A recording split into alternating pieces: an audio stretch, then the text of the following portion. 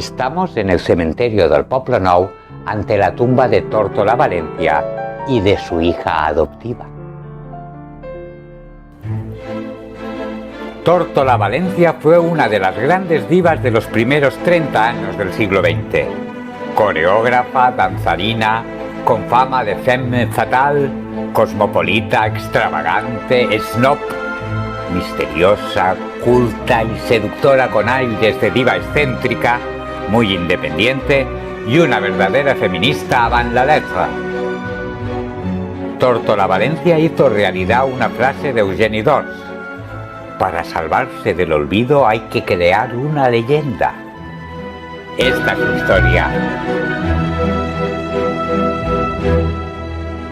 Carmen Tórtola Valencia vino a nacer en Sevilla en 1882. Era hija natural de Florence Tórtola Ferrer, catalán de Lleida, y su madre era una chica andaluza que había conocido en Barcelona, Georgina Valencia Valenzuela, aunque la leyenda dice que fue hija ilegítima del duque de Montpensier. En Londres, los padres dejaron a la niña al cuidado de una familia de la alta burguesía. Ellos emigraron a México. Ya no los verá más porque morirán en Oaxaca, en 1891 el padre y en 1894 la madre.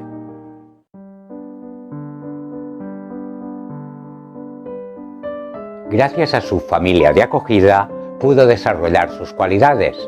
Estudió en buenos colegios, dibujo, danza, tenía gran facilidad para las lenguas, llegó a dominar hasta 5 idiomas. En 1906 murió su protector, por lo que tuvo que ponerse a trabajar a sus 26 años. Desde joven le obsesionaba la idea de la independencia y puso todo su empeño en vivir del baile. Debutó con un papel secundario en el Gaiety Theatre de Londres, en el espectáculo de varietés Havana. Los críticos se fijaron en ella. Después fue de tourné por Europa, actuando en Copenhague, Viena, Berlín, Nuremberg, Múnich y París, donde actuó en el Folies Bergère con el sobrenombre de La Bella Valencia. En esta ciudad vio danzar por primera vez a Loie Fuller e Isadora Duncan, y ello cambió definitivamente su visión de la danza. Tenía que ofrecer algo único, nuevo, y para ello empezó a crear sus propias coreografías y escenografías. También tenía como referentes a la Bella Otero, que triunfaba en París,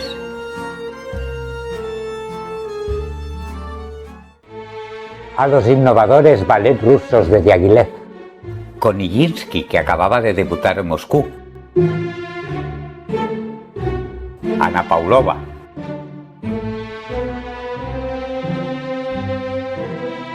o la pionera de los bailes exóticos Lola Montes, la irlandesa que triunfó como española.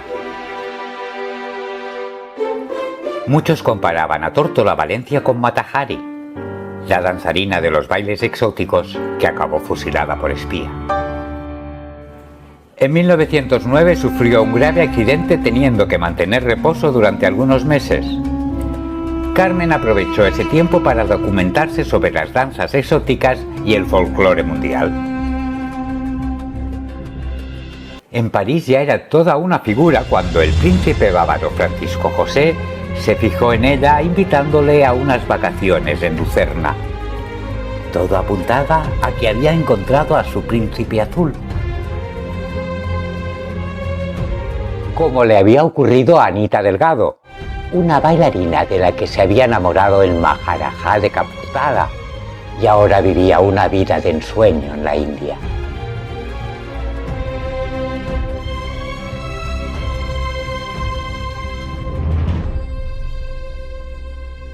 Pero Carmen no estaba dispuesta a perder su libertad por ningún hombre. Tras una temporada de descanso, la artista reapareció en los escenarios con un aspecto mucho más sofisticado y un estilo más personal. Había nacido la estrella Tórtola Valencia. En Madrid bailó la danza del incienso en el Teatro Romea de la calle Carretas. Pero no fue del agrado de los madrileños, acostumbrados a los picantes espectáculos de varietés. Estaban más interesados en figuras como Pastora Imperio, que acababa de casarse con el famoso torero El Gallo. Era la primera vez que una folclórica se casaba con un torero. Aún no sabían que el matrimonio no duraría ni un año. ¡Caramba! ¡Carambita y carambola! Al año siguiente, Tórtola volvió a la capital para actuar en el Ateneo de Madrid. Eso ya fue otra cosa. Aquí conoció a algunos de sus mejores amigos. A Pepito Zamora, dibujante y diseñador, formado en el taller de Paul Poiret en París y que vestía a grandes artistas como La Chelito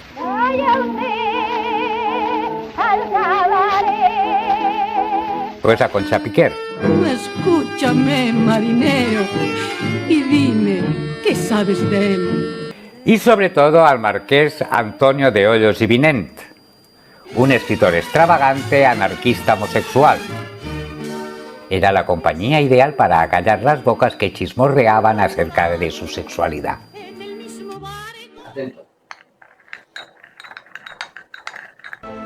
La inteligencia y la gran cultura de Tórtola admiraron a intelectuales como Emilia Pardo Bazán, que decía de ella que era la reencarnación de Salomé,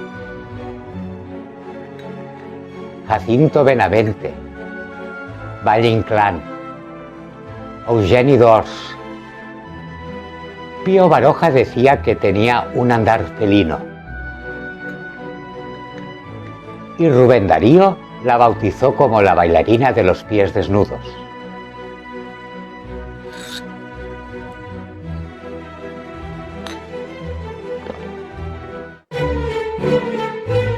A partir de su debut en Madrid, la artista empezó a actuar en solitario. En Barcelona aprovechó para rodar 2 películas con el pionero del cine Joan María Codina. La Pasionaria, producida por Condal Films, estrenada en el Teatro Imperio,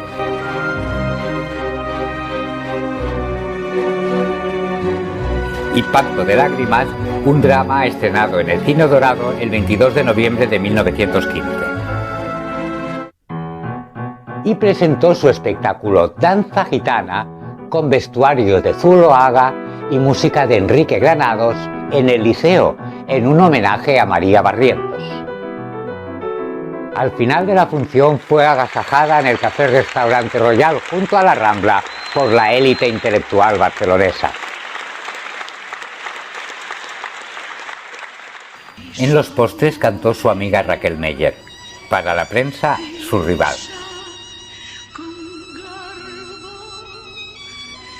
Solamente quiero un foco que esté conmigo durante toda mi actuación. Pompeu Gené, alias Peyus, publicista y dramaturgo, la descubrió a los círculos artísticos e intelectuales de Barcelona, sobre todo cuando Carmen se le declaró ferviente defensora de una república catalana. Pintores como Ramón Casas, Anglada Camarasa, Julio Romero de Torres, Zuloaga o Rafael de Penagos se la rifaban para que posase como modelo. Esteve Monegal i Prats acababa de fundar la empresa de perfumes Milurgia y escogió a Tórtola Valencia para ser imagen de su perfume Maja. Los hermanos Plana pintaron el cartel, que en los años 20 será retocado por Edouard Gené, diseñador del frasco.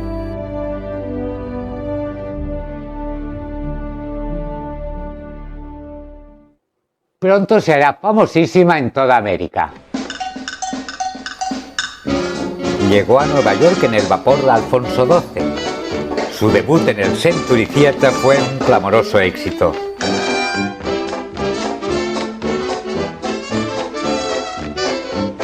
Después siguieron los de Brasil, Chile, Perú, Uruguay, México, Guatemala, El Salvador, Panamá y la República Dominicana. Fue en estos viajes cuando empezó su colección de arte precolombino.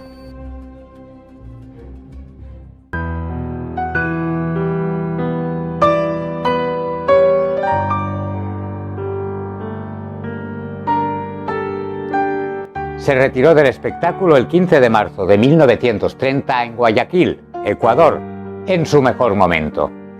Quería mantener su leyenda y halo de misterio. Atrás había quedado su desbocada vida social, los viajes y la adicción a la morfina. Ahora era budista, vegetariana y quería disfrutar de una vida más tranquila con la joven catalana Ángeles Magret Vila. La había conocido en Sudamérica y para no tener problemas por convivir con otra mujer, la adoptó legalmente como hija. Las dos llegaron a Barcelona para instalarse definitivamente en una torre de la calle Mayor de Sarriá, en el número 232. Sus últimos 22 años los dedicó a recibir a sus amigos y a sus grandes pasiones, la pintura, la filatelia y a ampliar su ya excelente colección de arte funerario precolombino.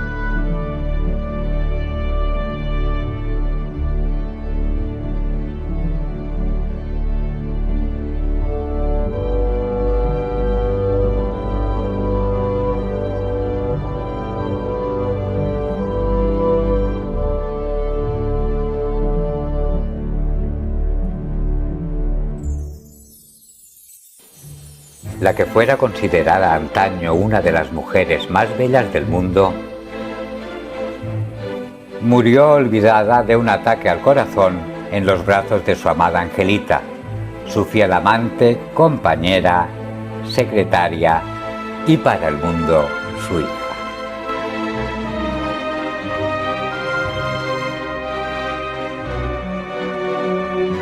Ángeles fue enterrada junto a ella el 1 de agosto de 1963. La que fue gran artista Carmen Tórtola Valencia descansó en la paz del Señor el 13 de febrero de 1955 y su agradecida hija adoptiva Ángeles Magret Vila y Tórtola la acompañó en su eterno descanso el 1 de agosto de 1963.